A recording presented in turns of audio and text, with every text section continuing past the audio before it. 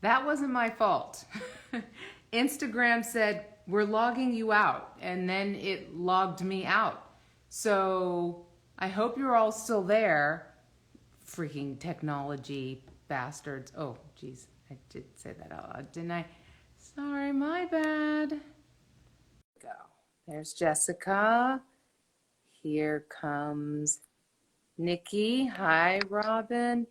Yeah, no, it wasn't me. Seriously, it popped up on my screen. It Okay. said, Tanya, it is you. You did it. It had to have been you.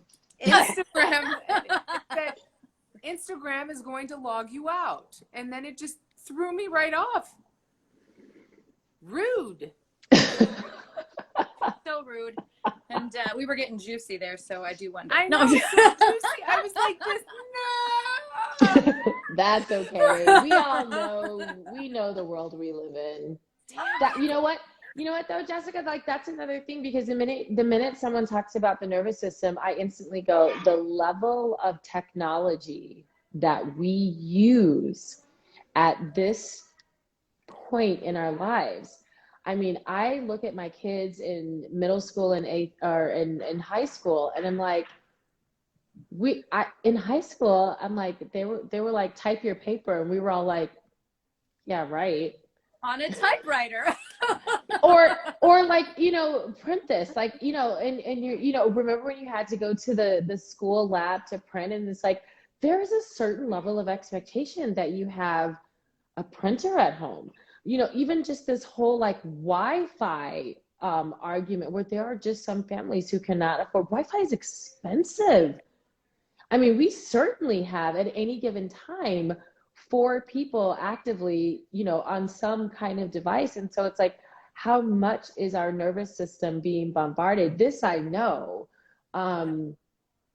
in terms of reading on a screen versus reading a book, where your eyes are forced to focus because it's not moving, it's print, and your eyes have to be drawn to that and move. Versus looking at a digital screen where they constantly are calibrating. And so, No, it's and a lot of this we don't know, right? I mean, like, and no one's really testing how bad technology is for us, because that's not profitable. So, I mean, it's so yeah, we're kind of in this. Some of us are more sensitive than others, and my light is getting really bad here. Yeah, I think we discussed this at one point, Misty. Maybe, I don't know, many people that I've had conversations with. That is why now on the iPhones and iPads, they track your progress. You can track your weekly progress. It's like a preface to, it's almost like their disclaimer to not be held accountable Because when we know been on the device for 15 Correct. hours out of a 24-hour day. Correct. So Yes. when, in 10 years, when we find out that, all of us have been slowly lobotomizing ourselves, Apple is basically like, no, we're good. Back to what you were saying before, Nikki, about Western medicine. And this is like my why behind all of this, right? I mean, obviously I want people to feel better, and like this shift, it changed my experience of life, and I want that for everybody. What is so empowering to me is that there is the ability to Is that Sissy? That's Harmony. Harmony. Yes. She's like, I need the rainbow. Yes. These Roy are amazing. No, the rainbow. Yes. In any case, it's almost infinite what is possible when you start to then look at, what you really need is an anatomy book and your brain, right? And like, okay, this connects here and this connects here. If I move that, if I can get movement into an area, what happens? If I can get movement into my eyes, what happens? Right? And so a lot of, to me, the diagnoses we have in our medical system are useful if your solution is medication or surgery. But if that's not this route that you want to go, or it's not what is required for whatever is going on, then we need to look at like, how do we manipulate this? How do we change what is happening so that something different can occur? And so there's so much hope for me in terms of, and freedom and empowerment around, I don't have to wait for a diagnosis to know this doesn't feel real good right now. What can I do with it? How can I shift it? If I pull my tongue out of my mouth, that pulls something out of here, right? I mean, like, we get into some weird anatomy, but like, it's functional and it's useful, and it creates almost an infinite well of possibility of what we can do to actually move things. Then we can look at, okay, what's causing this, right? Am I staring at my device for 14 hours a day? Cool. Can I shift that?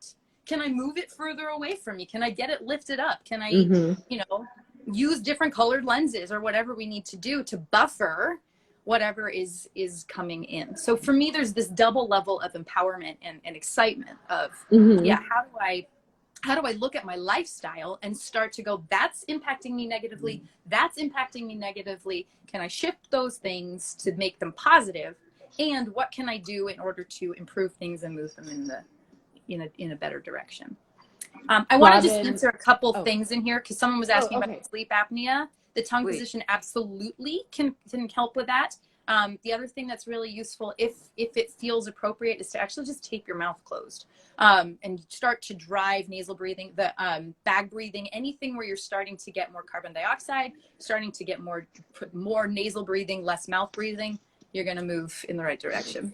Can you please give a detailed explanation of tape your mouth closed? When I said that, like, you put socks on. You just slid that in there like no one was going to catch up to it. Is it the little steri strips? I mean, like, they actually sell strips now to like tape your mouth closed. It's actually like a product. But you can just use surgical tape, the white tape, right? And just stick that over your mouth and you're good to go. Now that is really uncomfortable for some people. No, I know. When she said it, I was like, duct tape. Does she mean just do a nice a lip strip whack across? while you're at it too. Yeah, but true story, like, if you have a latex allergy, be careful, because you'll walk around with like X's over your mouth for like 3 months, because it'll be super. You do have to get to know your tape. Yes, they have different, they have the sensitive tape. I'm pretty sure that's latex free, but don't quote me on that. That can make a big difference. All right, you are Harmony's favorite person now. Pew, pew, pew, pew. Yeah. Duct tape is warts, yes, which hopefully is not on your lips. So and blisters. That's what we used in soccer. Different conversation for another week. Yes. So there was another comment up there, not about Harmony not being able to pronounce the anatomy. It was about tinnitus. Yes. Is it not tinnitus? It's arguable. It's okay. Actually, I believe it's technically pronounced both ways. Bring tape off brings me joy. Great. You might need to look at some nociception receptors if that feels really good to you. Nociceptors is it tinnitus, Robin? Tinnitus. Yes, all of those. Yes. Tinnitus is a complicated subject because there's so many things that can be causing it. I get it from time to time, and for me personally, it is my brain seeking some kind of frequency. I'm a singer. I can just kind of match pitch to what I'm hearing, and within seconds it's gone. You can use, if you're not capable of reaching those notes, they have apps that you can get on your phone where you can actually, it's called tone generator, and you can actually try and match the pitch you're hearing and hold it to your ear. And sometimes that can do it. But that's like one reason why that can be happening. Sometimes I think a lot of cases it's inflammation. Something's being squeezed that shouldn't be squeezed. So again, something like bag breathing, I'd probably start there. But also, any kind of, your vestibular system, they're little organs that live inside your inner ear. They sit right next to the auditory nerve. And so if you're not getting an appropriate amount of stimulation for whatever reason within that vestibular system, sometimes there's a chance that it could fire off that auditory nerve. Again, it's trying to survive. It's overactive.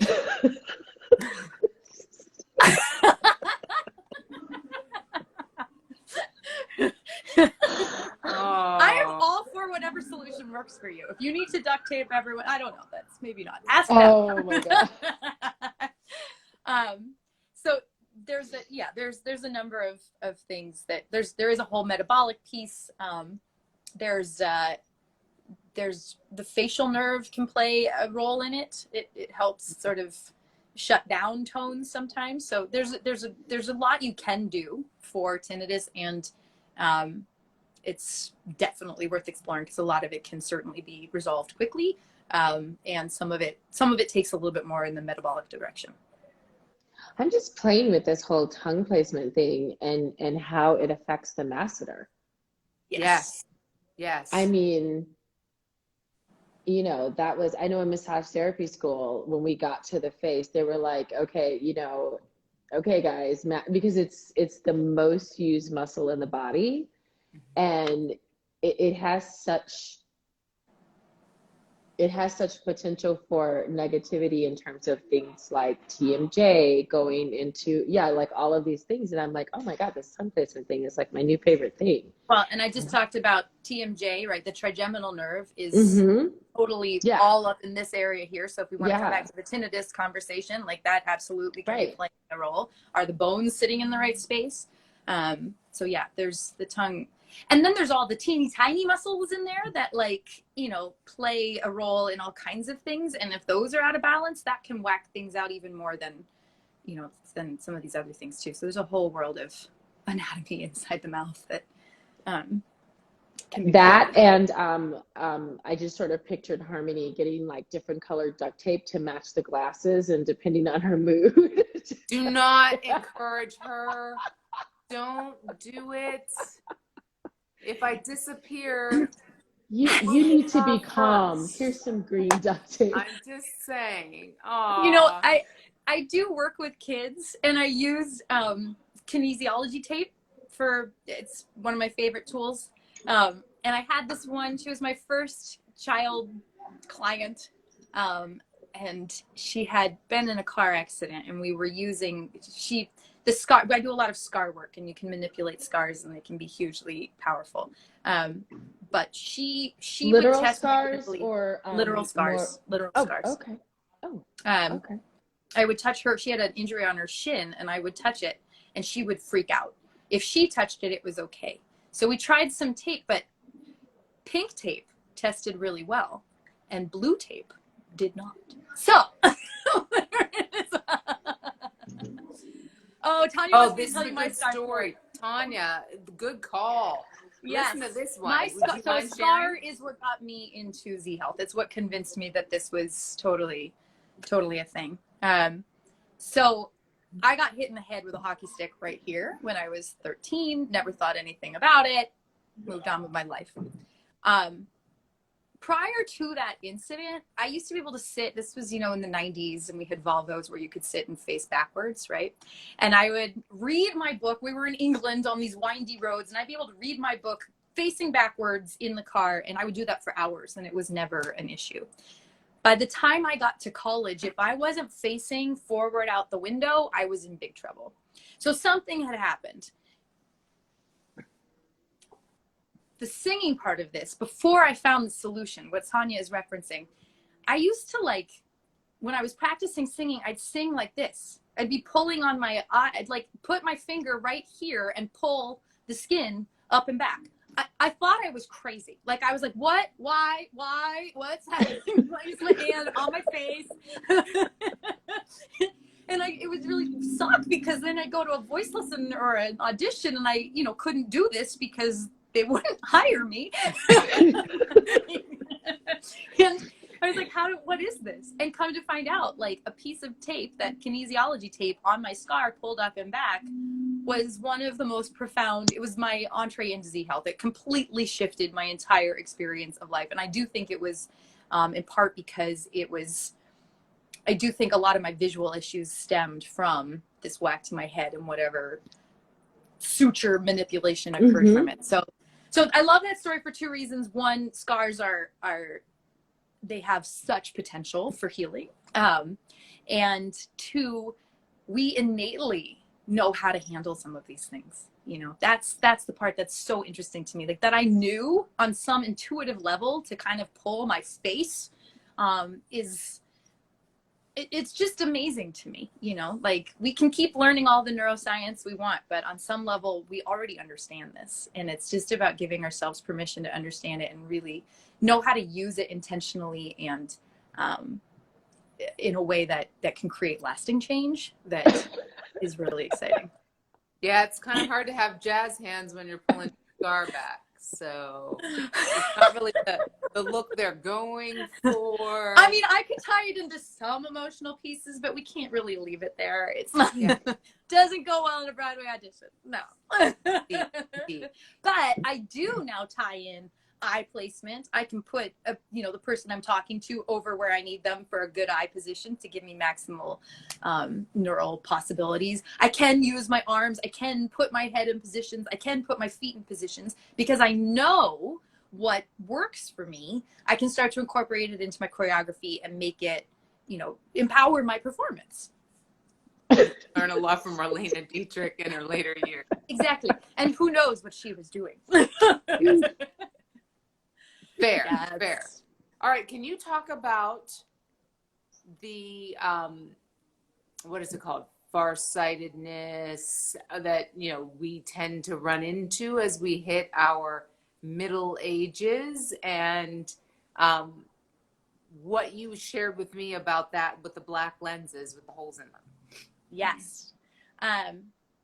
So how do I want to do this? Yes. So there is a tendency to lose nearsightedness as we age. But some of us are just born without that ability. And, there's all kinds of reasons why that can happen. Nearsightedness, which, is interesting. And I am very curious about this because so many of us have phones in our faces. We are practicing convergence all the time. So convergence is when your eyes come in. And so if I'm reading a book, here or something up here, my eyes have to move in towards, yes, exactly. That is a convergence drill. Divergence, if I'm looking out my window and looking further away, my eyes, move in this direction. So they're different skills, and our brain pays really close attention to what we do and makes it really easy for us. So,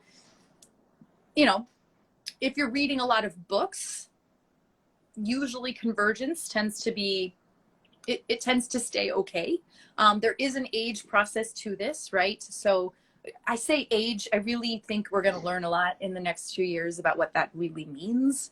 But certainly life is a full contact sport. We all start to decline, and the eye structures are vulnerable, extremely vulnerable to metabolic issues. So the lens can shift as things start to sort of downregulate. Yes, but vision is a skill, and it is absolutely correctable. Absolutely correctable. Sometimes it requires an immense amount of work. And so there's a question of, am I willing to put in the work and effort in order to achieve the goal, knowing that, especially if you're starting with severely compromised vision, it's going to take an immense amount of effort and time to bring it into a better place, but it is totally possible. I'm just going to put a plug out there. Z Health has a vision gym available on their website. You can buy it. It's complete. It's thorough. And the only downside of it is you really need to understand, assess, and reassess. So you're making sure you're not tanking yourself on it. It's where a coach usually is helpful to kind of be like, okay, great, we're going to give you these 3 drills and you're going to do them, instead of, one of my friends she's a Z Health master practitioner at this point. And when she first saw the vision drill, she went out and did the whole thing. And she's like, she had to go home and go to bed. She was like, that was dumb. She knew better and she still did it. And in moderation, right? Where the pinhole glasses come in. So I actually am not entirely sure how they work. I have a pair up here. Hang on 1 second. I want to grab them. A picture is worth 1,000 words. She did just go up a ladder. I did. I live in a tiny house, and while I'm at it, I'm going to turn my light on. It's getting dark in here. This is the coolest thing. And when she first told me about it, I was like, bubkiss. Yeah, another pair. How many cool pairs of glasses does Jessica own? The answer is a lot. Now, These are really, really cool. But, all right, I can use my phone, actually. I can come in right around here. The conversation gets a little blurry. If I put these on, I am on my phone and I can read it. Like, it is light years different. There's some way these bend the light, the little pinholes bend the light. Every show, there's a Matrix reference in every Harmony, show we literally. do. So I was about to. I'm with you. yeah. Sometimes I feel like these can allow me to do that, so I'm all for it. They have it. Yes. So the reasoning, so two things with these. One, these are another great way to kind of calm some people down. The amount of light that comes in is significantly reduced, and so your brain doesn't have to process the immense amount of information that it normally has to. So you can still see through it, but it requires less effort to kind of process it. So it can be a really great calming tool for some people. When it comes to the near vision, these allow you to see things up close, but they still require your eyes to accommodate in order for that to happen. Whereas if I put contacts or glasses on, the lens is doing the work for my eye. And this is where glasses and contacts become, I'm going to say, problematic. That's not what I mean, because we need them. But you start to atrophy. Crutchy? So, like a crutch? Almost like a crutch? Yes. So if I'm using them, right, I stop using the muscles that accommodate my eye. Yes. And they start to get weaker, and they start to get weaker, and now you need a stronger prescription, and now you need a stronger prescription, and now you need a stronger prescription. Because they're not being challenged exactly to do the muscular work. Oh. Yeah. I can speak to that personally. On the weekends, unless I'm like driving somewhere, I tend not to mess with it when I'm driving. But if I'm around the house, I don't put my contacts in or wear my glasses, because I want my eyes to have to work. Now, 2 days a week, is that really enough? Probably not. But it's something, right? And yeah. and that's the thing. And I just want to say, though, right, not being able to see is extremely threatening. So it's like, it is not good. Yeah. Work within, you got to test it, and it's got to feel, like, again, we want as much good stuff coming in with minimal amount of threat. But these can be game changing for that, because you actually can start to see and not feel threatened, because you're, unable to, you're not going to walk into a wall. Although, true story. Oh, the memories. These did calm me down, and I did try to walk around New York City with them on, and oh no. I missed a pothole and fell in the pothole as a car was coming, and some man had to come. I think he might have thought I was blind, which was really awkward. He came and picked me up. Was he hot? Is that okay? I can't remember. My front bucket was really full. Yes, Tanya, I did get a new scar from it. I totally got a new scar from it on my leg. Hilarious. So, right. Don't run in traffic wearing pinhole glasses. I'm just gonna say that. So how, because I see, so many people, myself included, are, so responsive to the information that you're giving. And I'm going to say this one more time, people, because Misty is on a roll, and she has there's people coming that it's not Western medicine. And I say that not to judge. I am not judgy. Well, I am, but I say that if you look at it from that lens, pun intended, it's distorted, because you're not getting this information in Western medicine. You're not. I have heard that, and I knew about the eye stuff because my daughter has a lazy eye, and it was about the weakness of her eye muscles. Right. And she did not have surgery, wasn't going to do that, and she did not even do the prism lenses. She had to do this sequence of exercises. We have the convergence. That's why I have this. Is actually hers from back in the day.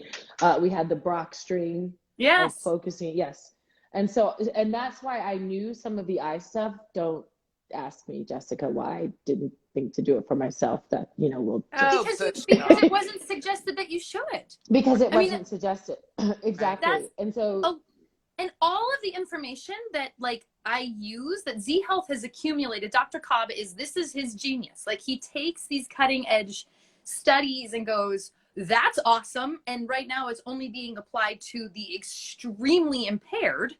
How do I make this useful for normal people? How can I use this to improve performance, not just resolve really extreme cases? Right. And so it's not Western medicine. It's not how it's presented. It's not, you know, no one ever says you don't need to wear glasses, or maybe you don't need to wear them as much, or maybe your prescription doesn't need to be as strong if you actually exercise the muscles and the nerves around your eye by using your eyes unobstructed. I mean, and that's a huge thing. Definitely something. So I got my tongue, I got my books I'm going to read without my glasses, but I don't, you know, very generous, all of the information that you're giving to us. What is how, you know, we know how to get to you because, you know, Harmony is all pew, pew, pew. Thank you, Harmony. But what is, you know, what is that foray? How do we step into that realm? Getting to you, you know, first session, what is someone going to expect? Because these, you know, I'm looking at people's comments, and these aren't people, and a lot, you know, a lot of people on here are definitely movers. Right. So they're going to be more apt anyway to be like, oh yeah, I could totally see that being a thing. I've actually worked with a chiropractor who would have me do muscle testing with scent and as well with where my eye. So again, some of these things, but again, it's like Z Health has it in the bucket. So these aren't people you're convincing. They're convinced because everyone's sitting here with their, you know, tongue in the proper place. So, you know, it's really true. Yes. You know, some people just took their glasses off and they were like, I'm going to do this without, so, you know, so. Don't project, Nikki. I know that's you. You're like, just wait. I'm not taking but these you can get on Amazon. You can get them anywhere. I actually send them in the Neuro packs because if you buy them in bulk, you can get them from like $2. They're really, really cheap. If you buy them on like Vision, is Jeff selling them for like 20? 40. Yeah. I don't know who Jeb is, but I've seen them as high. Bezos. Jeff Bezos. Oh, that bastard. Yeah. I mean, that guy. Sorry, it's. Is Jeff selling? Yeah, no, they keep did jump up. They did jump up hugely a couple years ago because you could get them like one pair for $2 and now it's like 40. But you can still buy them like off the container from China, and they are, you know, you can get them in bulk. But yeah, so all what of is it though is that, and you know, I come to all this alternative stuff. It should not be alternative in my mind. Right. You know, this is care. This is real care. This is not the, oh, crap, I'm on fire. I need something right now and I need to go to the doctor. This is, as much as it's for acute stuff, it's also prophylactic. Like, yes, I spent $15,000 out of my pocket for my child to get vision training. And if I would have had this, and, you know, it probably wouldn't have cost any less. But working over time, because my son needed a lot of vision training, let me tell you, it was a lot of work. But to have somebody that's willing to sit and spend that level of time and effort, not just educating my child, because as you know, if they don't really see the why, it's not important to them and they need to see it right away. But to educate me, like, that's what's missing. And that's why I'm really working to try to bring a lot of these things to our audience, you know. Jessica blew me away, not just with her knowledge of all of this banana stuff that we do, but her level of care, the interest she had in helping me get to where I want to go. And you don't get that in traditional medicine. And so that's why.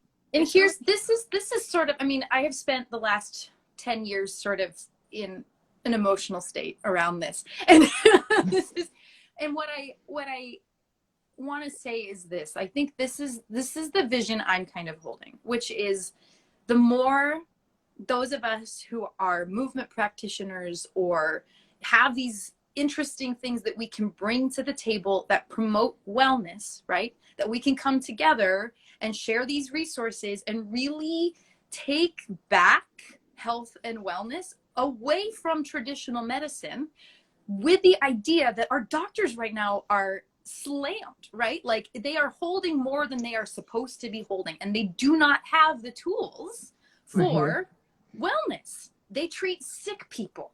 So Yes. by all means, right? Like if you're sick, go to a doctor. But how many people could we spare getting to a point where you actually reach the need for a doctor with some of these smaller things integrated way earlier on? These little things can make a huge difference, huge difference. And I mean, for me, like one of the big things that I am curious about, if I were to go back to school, I'd probably do like a PhD in sort of looking at the eyes and its connection to mental health, because I can tell you, see, you totally stole that from me, Jessica. I was totally about to say that. I mean, I don't want you guys fighting over this now. You know, Mom, Dad. Well, maybe we should go to school, Nicky. Let's do it. You know, it's a big deal. It's a big deal. And I mean, my family history has a lot of mental health issues and a lot of visual issues. And like and there is just joined us. Trauma informed Pilates just joined us. Look at that. Right Look at on time. Yeah. So in my mind, wait, Aaliyah, can we trauma informed Pilates?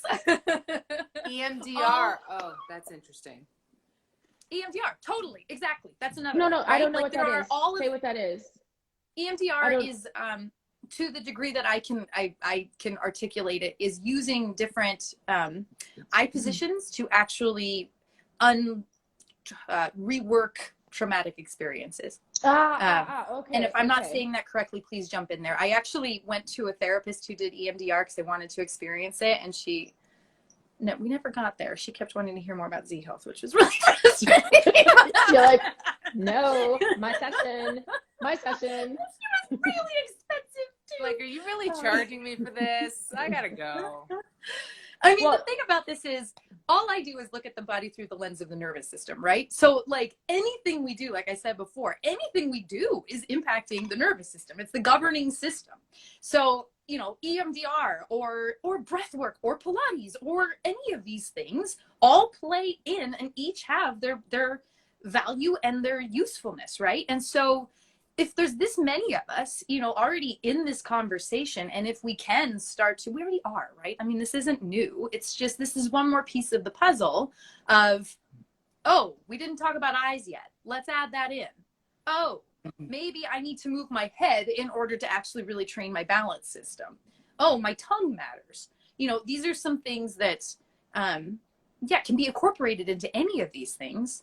And the more this gets infiltrated down into the communities, which is where Tanya's program comes in, and like all, you know, where it's spreading like wildfire, we can start to own these things as human beings, start to really own our own health and wellness with coaches that understand it and can, you know, can help us walk through it. And we don't need to rely on a medical system for things they are not there to serve us for. And then when we need them, we can go, and maybe they'll have more than 8 minutes to spend with us. Yeah. I would love to see it in the hands of kids, because, you know, and I sent Nicky an article earlier about, you know, kids who have, you know, they're neuroatypical or they've experienced trauma, which sometimes goes hand in hand, or whatever it is. And, you know, they're arresting these 6 and 7 and 8-year-olds and putting them in handcuffs and taking them to the big house. I couldn't think of a word. The police station. You know, I need to. You need some fuel. I got problems here. But you know, these.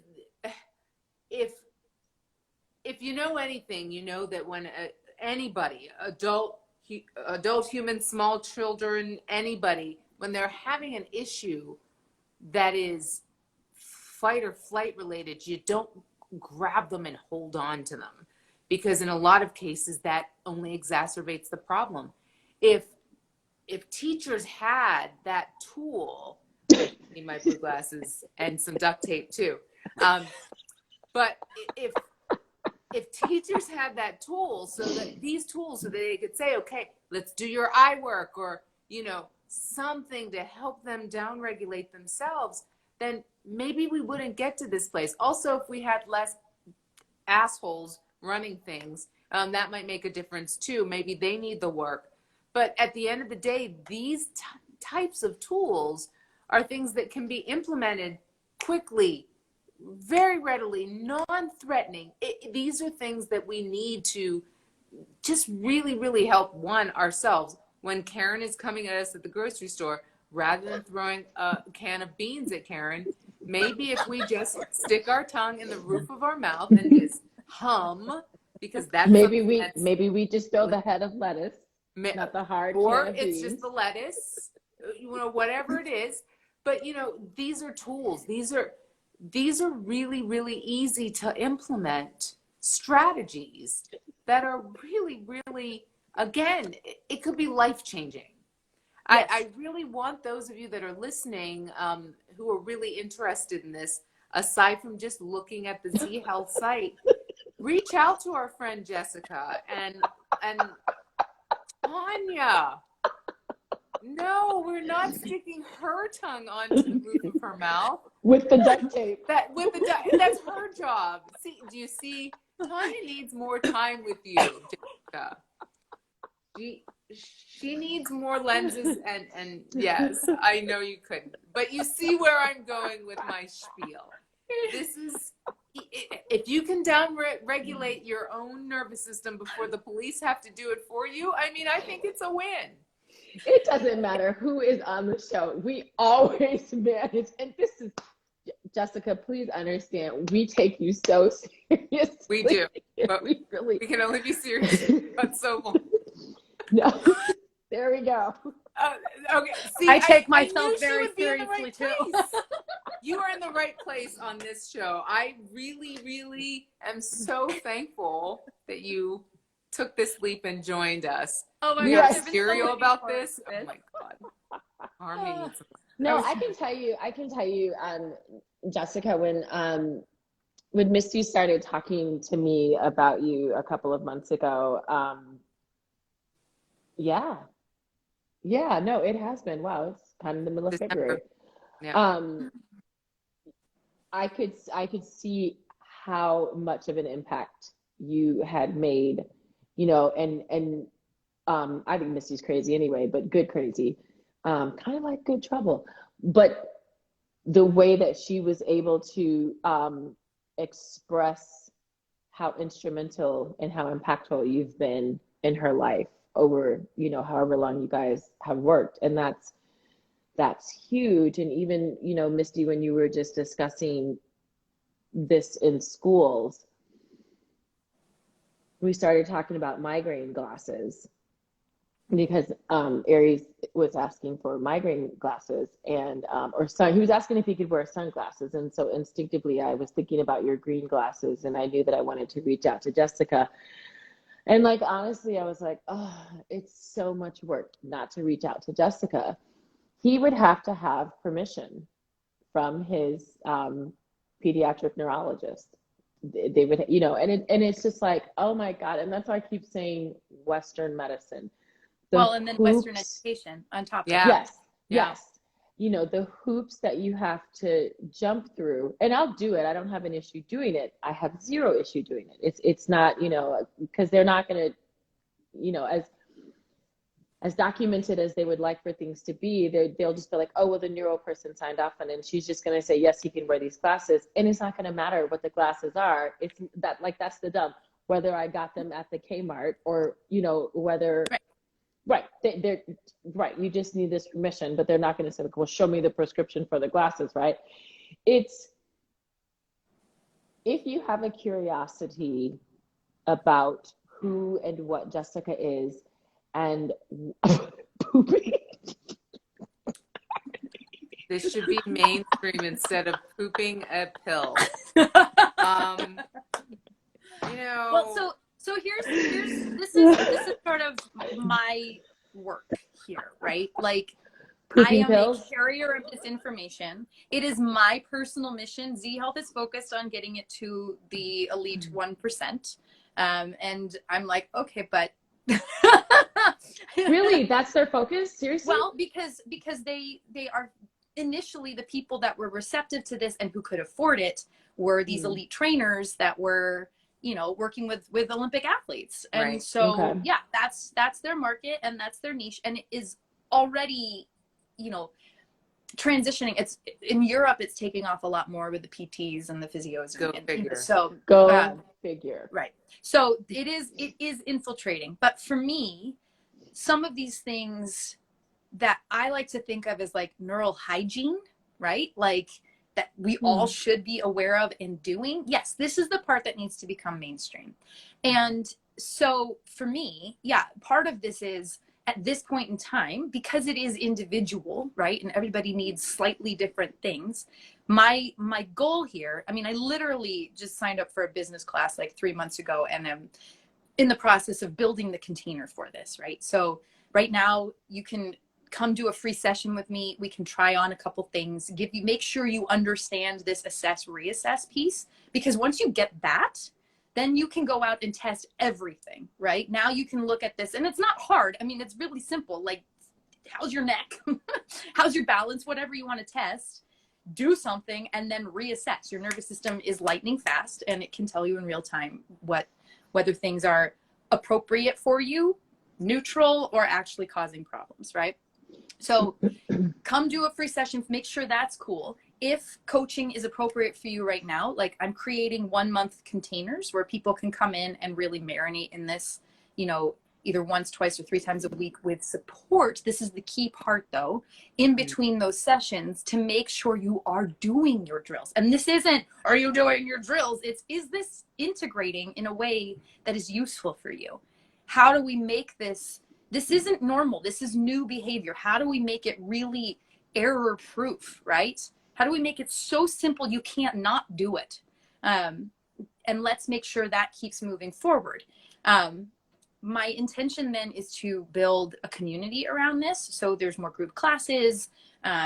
Once people kind of have the baseline information, then, you know, we can start to play with it. And that really will lend itself nicely to group classes. I think initially group classes where we all do like a full neural assessment together, and we're like, you know, I take you through the 30 different exercises I usually give most of my clients anyway. There's no reason that can't be done in a group setting, and there's conversations that can be happening as a result of it.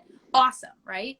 And then eventually, yeah, like, can we have regular daily maintenance classes where, you know, if you're already doing gyro, you probably don't need to come in for a mobility workout, but like, can you come in for a visual workout or a vestibular workout or a sensory workout? You know, like having that on the menu as something that you can come in and do your neural hygiene for the day, you know, on a regular basis, and kind of keep bringing this back into the conversation, so that at some point you go, oh, the highway lines are coming at me into my lower peripheral field, and I know that I'm getting the stimulus that I need. Like, that to me has been such a gift. Like I became a mother 3 years ago, and, you know, didn't have any money and didn't have any time, and like, but had this whole bag of tools and tricks in my, you know, and I was able to integrate it. And I actually, you know, in many ways am in better shape now than I was 3 years ago. So not in all ways, but in some ways, you know, so like, I know that it's possible to integrate it in a way that it becomes a part of life, and can be tied into whatever movement practice you love already, you know, into whatever lifestyle you already have at this point. And that's what I want to build with this.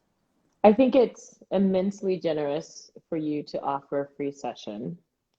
And so I would say that to any one of our audience who took you up on that, what's the quid pro quo to that? Do you want someone to journal something for you? Do you want someone, because I hear you're on kind of like this information gathering mission so that you can build these containers. And look, you have a right in front of you. Yeah. And so what could the audience, you know, some people may do just the one, totally fine. As you spoke so eloquently earlier, that It's a way to introduce you, and it may be something that you come back to at a later time. But what if someone from our audience does decide to take you up on that? What is something that they could give back, or that we could give back? I need you in my life, so I've already just decided that, great, you know, I'll do the goddess, and then but She just wants the glasses. What? You'll get the tape from Harmony. I think, you know, and this is something where, you know, I have mixed feelings about social media, but here's where the gift of it is, right? Like, you can share it, right? That this is something everybody should know. And if coaching is not right or possible at this point in time, yeah, if you've tried this and it makes sense, can you, I don't know, maybe someone more socially media savvy can suggest something, but yeah, like, is there a way to share that message, to link it back in either to my page or to Z Health or, you know, whatever, in order to keep spreading this message so it reaches more people? Because yeah, at some point it's going to be right for somebody. And that, I do think, you know, it's interesting. I think about this a lot. Like, I was so desperate for this information when I found it. Like, I had no money, but like, it was so important at that point in time for me to do it, right? That it was my time, and I made it work with, you know, becoming a trainer and teaching it and doing all the things I needed to do. And so, yeah, we just don't know when the timing is going to be right. But if those seeds have been planted, and, you know, what I don't want to have happen, this is the thing that I don't want someone to come in, try it, and go, this didn't work for me. Because this is happening whether you want it or not. Like, absolutely. This is occurring in your nervous system. You are putting inputs in and putting motor outputs out 24/7. And so what we're talking about is intentionally shifting those gears. And yeah, I just want people to stay in the conversation, because at some point that bell is going to ring and go, it's my time. It's my time to really figure this out. Or share it with someone who I know needs to hear this right now. And it's life-changing. It really, really is. I can't say it enough. It's so powerful for me to hear you say that, Misty, you know, because it has only been like 2 months. And like, oh, this is recent. It is. We started in December, I think, or right after Thanksgiving.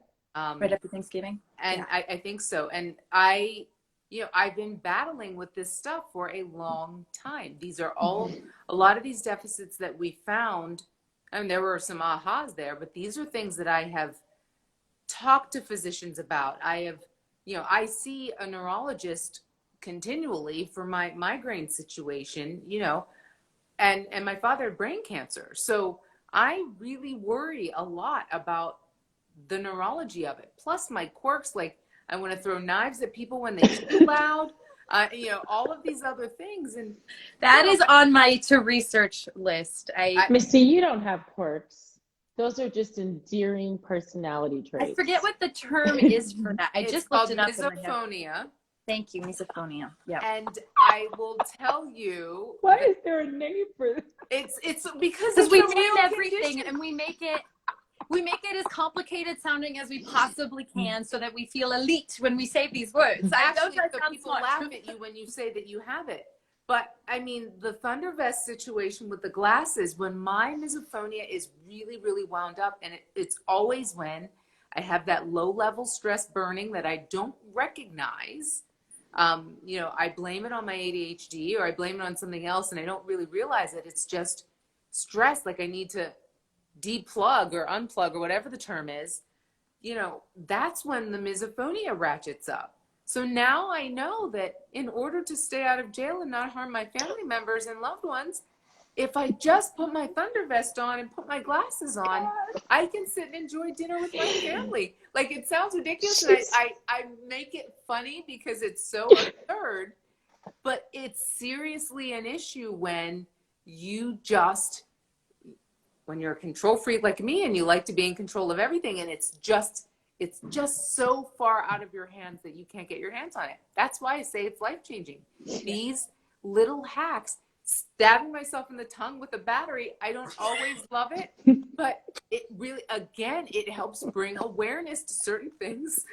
It's a real thing. So, well, and I want to say this too, you know, pain is incredibly individual and personal. And so your pain outputs, right, are unique to you. And yeah, I mean, to strangle my cereal eating hubby. Yeah, I mean, like, actually, misophonia is incredibly common. How freaking hard is it to close your damn mouth? Oh, and eat in another room, by the way. But we won't talk about that. Sorry, Jessica. No, I it's all digress. good. My husband has it actually, and I've just picked up gum chewing because it actually really helps open up your sinuses and do these things, and I can't do that around him. Oh no. Oh no. Sometimes I don't even have to hear it. I can see somebody chewing gum, and in my mind I hear it. And I'm like, I love chewing gum. Yes. So again, like I may not be able to empathize completely with your misophonia, but like my stress outputs, I know what those feel like, right? Like for me, my hands shake and I get really, well, my eyes cease functioning and I just kind of go like this. So it's I go inward when I'm stressed. Virgin. I just need to like go away from people, but I just tune them out. So it's a different thing, but it's the same thing, right? So it's again, like, what can we do to globally reduce the threat in the bucket? And that's why these diagnoses to me are limited in their usefulness. Because if you don't know what's causing it, all you're going to be doing is fixing the output, the symptoms, and you're not actually addressing the cause of it. So you're not fixing that much. You're just saying, okay, well, we've diagnosed you with this. Lock up the ninja stars because you're, you know. Right. With that in particular, of course. But we actually, there's ways that there are diagnoses that are put out that I'm not going to get specific with this right now, but that like, they don't know. And so they just call it something, right? And sometimes there's even medicine involved in it, but you're still just treating like this symptom output without any awareness of what's driving underneath it. And sometimes we don't even need to know what's driving underneath it. Like, can we get in there and just calm things down and see where we're at that point, and then get more specific as needed. Yeah. Look at all these misophonia comments. See, I remember when it really started to become a problem for me. And, you know, I would say I have this issue and people would say, oh, well, that's because you're wacky. And I would say, no, this is a thing. And then there was this big ABC News, or maybe it was 2020 story about, this woman was going bananas because someone in her house was chewing and she was like tearing up the kitchen. I was like, see, I'm not that bad. I'm actually pretty good. But you still need to figure it out. And then, you know, people start characterizing things as mental illnesses and all of this. And how much of it, like you were saying earlier, how much of it is just us not understanding our nervous system enough to be able to see when we have to upregulate or downregulate? Well, and pain is accumulative. So it's an action signal. And if I don't take action on that action signal, and it sometimes doesn't even matter what that action is, exactly. You know, it gets louder. And it can get louder in really destructive ways. It's not just, oh, my shoulder hurts and now my shoulder hurts more.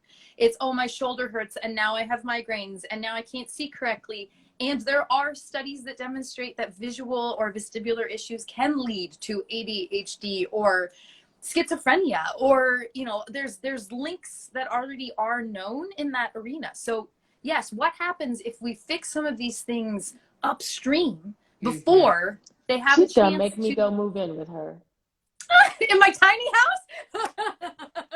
Fine. You might be a little tall. Well, she wouldn't need the ladder. No, I mean, like literally everything How tall are coming. you, Nicky? I'm 5'9". Misty swears. She's lying. She's 6'12". No. These are 14-foot ceilings. So I have 14-foot ceilings. What you're missing is I'm short when I sit.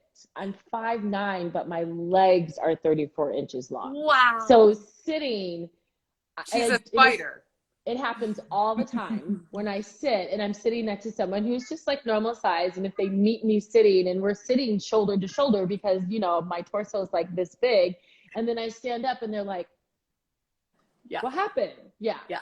So yes. Yeah. Yes. He's not My legs 5'9". Nice for days, dance girl. Yes. yes, my legs are very long. So, but no, seriously, like everything that you're saying, like I literally was like, I'm like, because my son has migraines and we're testing my son for ADHD. And it's like, I really feel like because he has a lot of light sensitivity and sound sensitivity, not that you would have known that like 20 minutes ago, but no, but it's like, I'm like, these have to be related. How can you focus when you're in pain? Mm-hmm.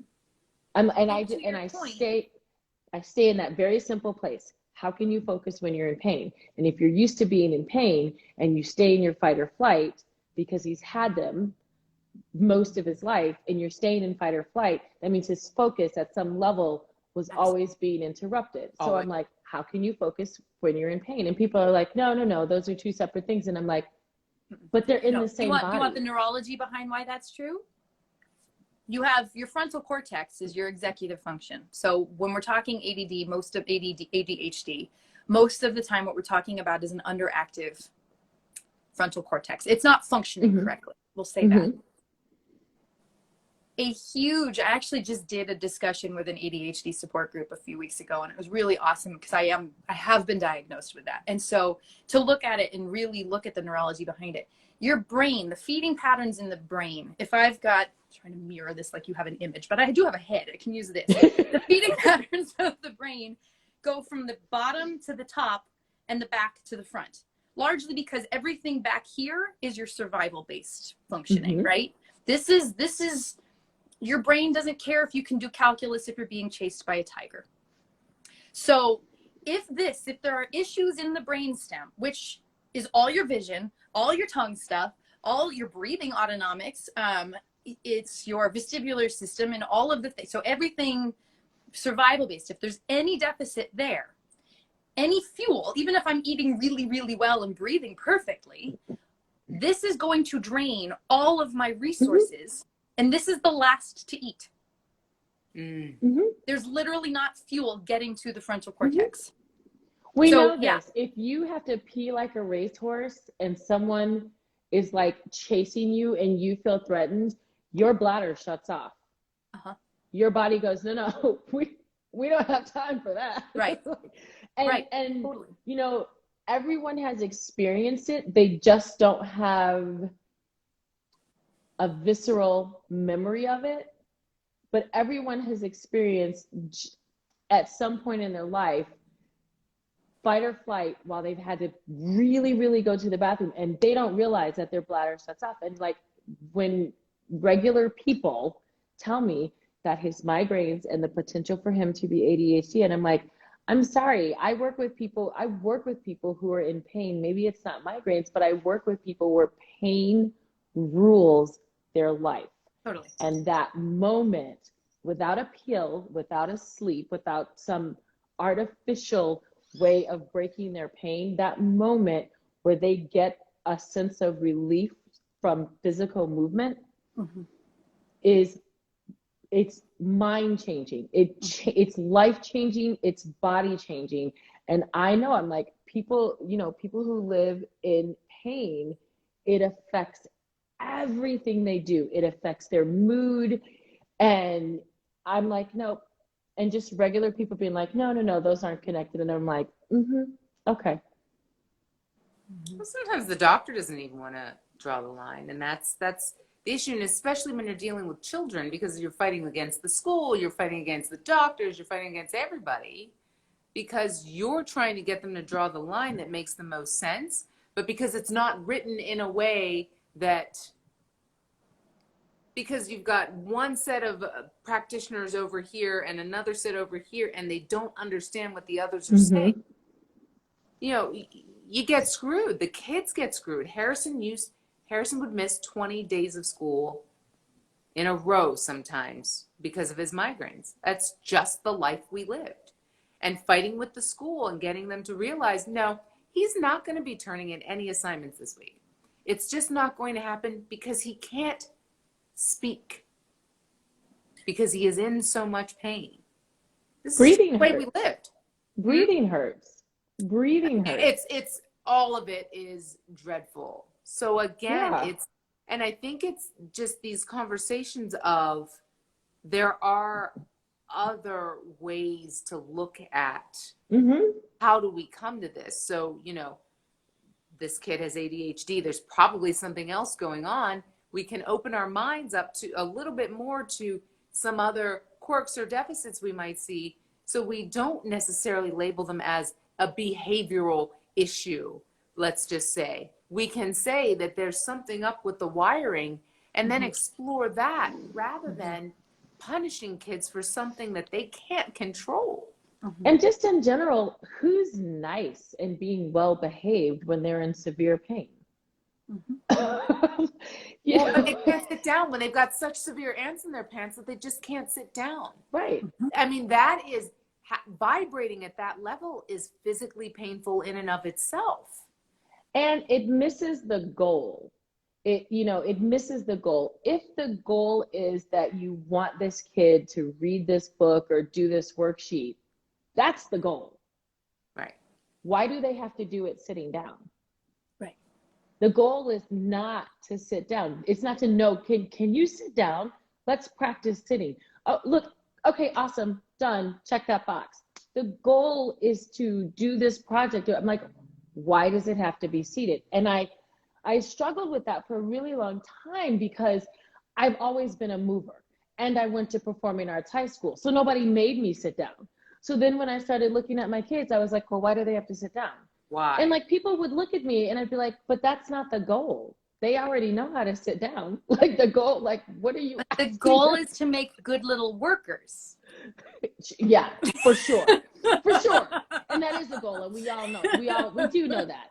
But it really became this thing where I was like, what is actually the function of sitting? Besides, you cut off your hamstrings, you put your legs to sleep, and you freaking get tight hips. We all know this as movers. I'm like, baby, sit on the edge of your chair, make sure there's weight in your feet, rock back and forth. And and people are looking at me like, so yeah, it's not to this series that ThoughtFLOW is the direction that we're going in terms of the series that we're working on for however many weeks we're going to do it, because we'll just keep finding people. It's not about bashing Western medicine. I just said that. You turn your ass up. It's not about bashing Western medicine, right? Because a lot of times, it's a very viable option. I love the way that Jessica put it. Western medicine is not about wellness. These are tools to achieve wellness. Yes. And I think that that's the difference. This is actually not medicine. It's about wellness. It's about really, really integrating yourself into your body. And I say that, one of the things that I say to my clients is the body wants to be in symmetry. We've just managed to find a whole bunch of different ways to pull it out of symmetry. And the body you said this, Jessica, you spoke to that. The body knows where all the pieces are supposed to go. The body knows where the tongue is supposed to be because, well, it's the body. And so in thinking that, this is an approach, this is another aspect of integrating yourself back into yourself. Yes. And really, really looking at yourself from the perspective of being whole and from a wellness perspective. Living Yes. in your body, with your body. Yes. And, to your point about like, what can people do if they do a session or whatever, I think the kids, for me, is such a big, big piece of this, that if the parents can get trained, because they're not going to get this in regular schools anytime soon. I have a couple teacher friends, I think, that may be implementing it. I actually have a couple Z Health friends that have now gone on to become PE teachers. And I do think it's it can happen. But yeah, if we can learn this and then share it with our kids before like things get weird, you know, and it happens for different people at different ages, right? Some kids come in and there's already something there. But for the majority of us, right, there is an opportunity to meet this so early on before it becomes something that has to be diagnosed or managed, you know, and it's so much easier upstream than it is downstream. Once you've been practicing some of these less than optimal skills, it requires that much more stimulus in order to shift back to the optimal way of being. So yeah, I think I love the conversation around kids. I have a kid, so there's that. It's always fun to play with her. But like, I have one client right now, she's 6, and I've been working with her for the last year. And, you know, I wish that there were parallel universes where I could look at, you know, what this, if her eyes did not move to the left without her head joining in. So what, and now they do, you know, she can do it. We use Peppa Pig. I hold Peppa Pig. Of course, I'm sitting here making sure that I can do that. I'm like, ooh, can I do that? Oh wait, I dropped my tongue. Like, hold on. Yeah. So her mom brought her to me because she was chewing on her hair. She thought that was a bit weird. And because she had like a fear of dogs, and the dog issue is, and so like, yeah, this thing is moving at you, and you can't track it. That is scary, right? And so we worked on tracking, and we've worked on all of these things. And it's like, there is no way of knowing, you know, how that will impact her down the road. But like, what if that was available for all of these kids, you know? Yeah. Totally. Everybody, thank you. I know it was, well, it's always a long one with us. It hasn't been an hour forever, Misty. Like, we haven't done an hour-long show. Since never. I think we did one once, and I think that's because you and I had to pee or something. Listen, okay, so maybe we talk a lot, but we're talking about all the good stuff, right? So, Jessica, I can't thank you enough. I mean, the more fabulous people we have on, Nicky, the more I feel like we really need to do a ThoughtFLOW retreat. I am just feeling like it had, I heard Tanya Amos groan from here, but I just feel like this is just the stuff that people need to live. It's just really, really important to me, guys. I am so thankful that you've listened to us. I'm so thankful that Jessica is here and sharing, and I really want you to find her. Harmony has posted her URL a few times now because pew, pew, that's what Harm does.